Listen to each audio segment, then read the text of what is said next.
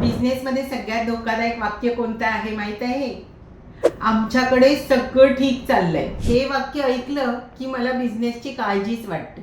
कारण ज्या दिवशी बिझनेस ओनरला वाटतं आता शिकायचं काहीच राहिलं नाही, आम्ही जे करतोय तेच पुरेसं आहे, आता बदलायची गरज नाही, त्या दिवशी बिझनेसमध्ये ग्रोथ थांबायला सुरुवात होते. मार्केट रोज बदलतो, कस्टमर बदलतो, टेक्नॉलॉजी बदलते, कॉम्पिटिटर बदलतात, पण अनेक बिझनेसेस जुन्याच पद्धतीने काम करत राहतात आणि मग एक दिवस अचानक त्यांना वाटतं बिझनेस कमी का होत आहे.